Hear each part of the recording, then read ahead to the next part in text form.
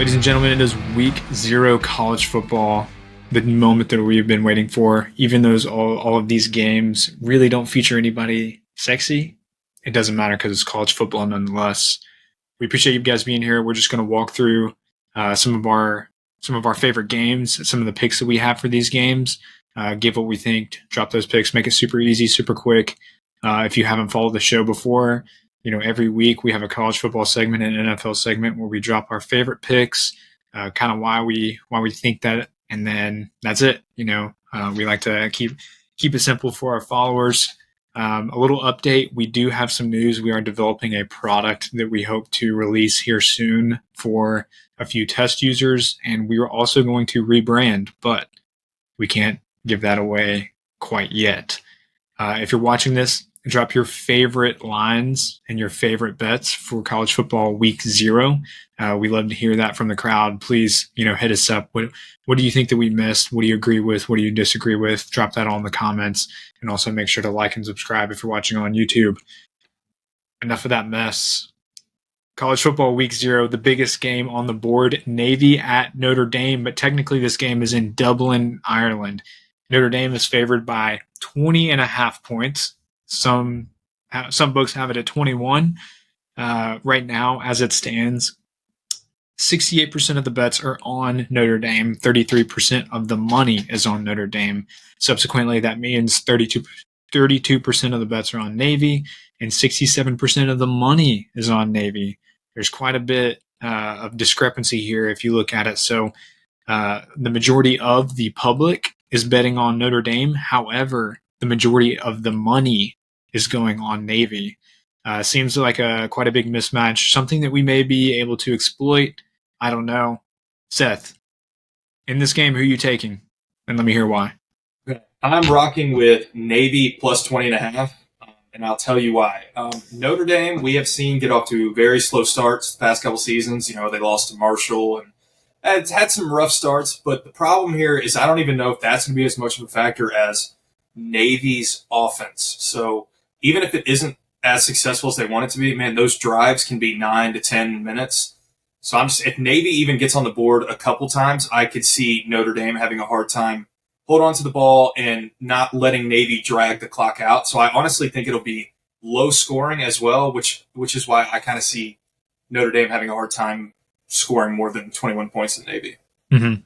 Yeah, I mean, I agree, and I think it's going to be a slow-paced game. Obviously, considering Navy's offense, their scheme alone warrants a low-scoring game.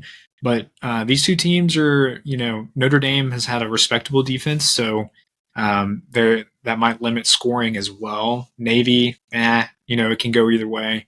But this will be Sam Hartman's first game at quarterback for Notre Dame, and so a lot of people are expecting fireworks, but there's got to be some sort of adjustment period too. And so with as high profile of a game this is, with it being overseas, I'm kind of leaning there with you. And so when we look at some of the stats and we look at what the model gave, looking at two teams and how they performed last year, the model thinks it's going to be 26 to about 13, 14, and that is leaning towards Navy. Now, that doesn't account for some of the new players that have come onto the team. That's just really accounting for the statistical performance of 2022. But nonetheless, most of these teams are the same.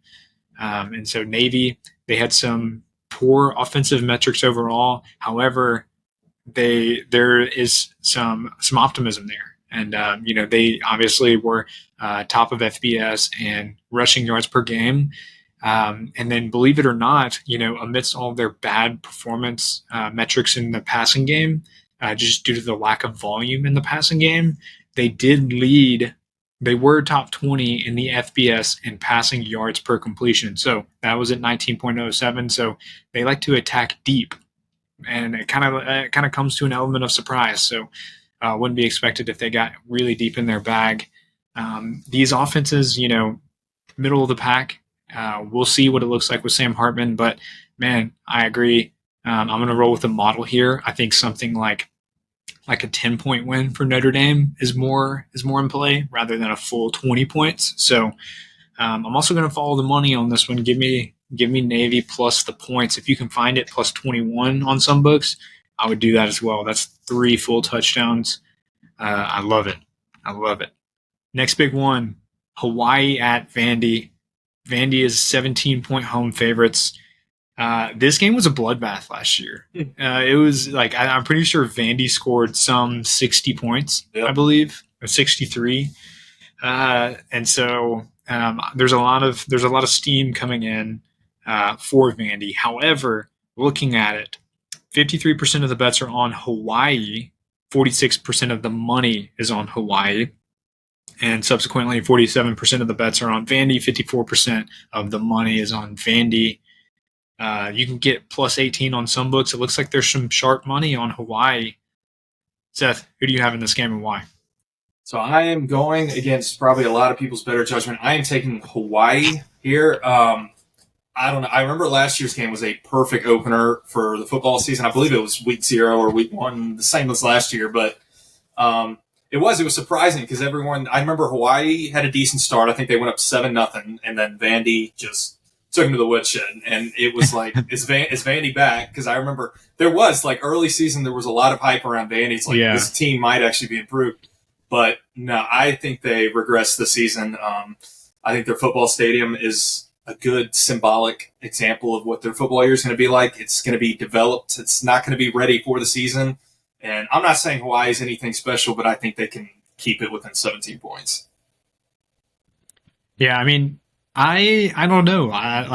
It's just so hard to go from this year to last year to this year and expect some like drastic change. I simulated the results with the model, and the model kind of split. Half the time it thought Hawaii would cover the spread, and the other half it thought Vandy would cover the spread. But it's like a margin of 2 points. So, there's been some steam with Vandy. I don't know how. I don't know why. But I know there was a big offseason bout because their win total came out to be 3.5. And then it was like an all-out Twitter war. Like, it was like you are either a Vandy is over 3.5 wins guy or Vandy is under 3.5 wins guy. And it was like crazy. Some people just don't care, Yeah. But it was really funny. I'm going to side with Vandy. This will be fun. And, like you said, I think you said it earlier, taking a stab at games in college football week 0 is a true shot in the dark. And so you're kind of just on the basis of last year, but I'm going to roll with it. I'm going to roll with the model. I can see every reason why Hawaii takes this. They actually do have the advantage in terms of EPA averages. And when you compare them directly with Vandy, they actually lead in those margins. So Hawaii does have that advantage, that efficiency advantage on both offense and defense side of the ball. But I'm going with Vandy and the weird hype that's around Clark Lee right now. So that'll be a fun one. I'm excited we can put that on the board and go head to head and talk about it after. Absolutely. All right. Next one. Can't believe we've been talking about this game, but UMass versus New Mexico State. And New Mexico State's favored by 7.5 in this game, and some books are kind of there's a lot of variance in the point spread. So you may be even able to find New Mexico State all the way up to favored by like 9.5, or if you're on UMass's side, you can find them all the way down to plus 6.5. So a lot of variance in this books. Seth, who do you have in this game? Tell me why. All right, so with this one, I would tread lightly. I think this is 2 football teams that don't have high expectations this season. As you can tell by the names, those are 2 teams that are usually bottom of the barrel during college football. But I am going to say if it is UMass plus 7 or above, 7, 7.5, 8, I'm rocking with UMass. I don't think either team is good enough to blow out the other necessarily, so I'm just going to rock with the points and get through this weird primetime ESPN game. All right, I like it. I will drop some numbers here. 57% of the bets are on UMass. 88% of the money is on UMass. So there's some weirdness going on there. It kind of seems like there's some sharp money coming in on that angle. So that could be a diamond in the rough amidst this ugly college football week 0 weekend. Last one I wanted to talk about, FIU at Louisiana Tech. Louisiana Tech's favored by 9.5, 9 points on some books if you can find it. But most of your major books have it at 9.5. I'll just leave this with you. 78% of the bets are on Louisiana Tech. 88% of the money is on Louisiana Tech.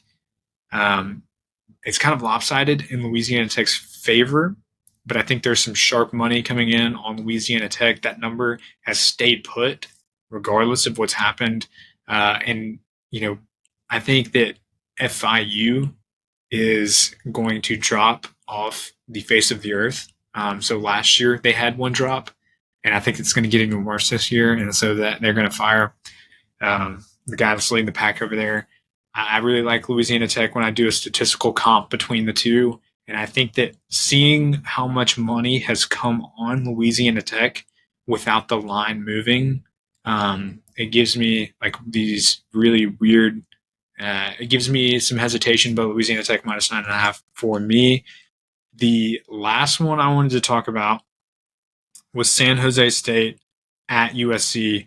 USC is a 30.5 point favorite. None of us really have a pick on the books for this, but 90+% of the money and the bets are all on USC to cover this 30.5.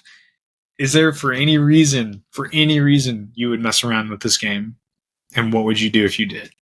No, the problem is I hate anything above 30, but when it comes to San Jose State football and playing at USC, I do think that spread seems a little low, but now that you just told me that percentage and that number, I wouldn't touch it with a 10-foot pole. Exactly. Yeah, it's weird. It started off at 30, USC favored by 30 points, and now it's 30.5. Even though 90+% of both the bets and the money are on USC, it's not really moving. I'm just saying. I'm just going to leave that to everybody out there listening. If you really track the money, be weary. You never know. Yeah. All right, man. Hey, that wraps it up for me. You got anything else you want to leave everybody with? Nope. Good. Glad to be back. All right. Hey, we appreciate you guys listening. We will do this every week for college football and NFL come that time of the year. Don't forget, we have some announcements coming soon, a new product, and we are going to rebrand. Can't give that away yet. We got to keep that a secret, but we appreciate you guys. Make sure to like and subscribe to the video. Also, drop your favorite picks and what you agree with, what you disagree with. We love to hear back from you guys. We will talk to you guys next week.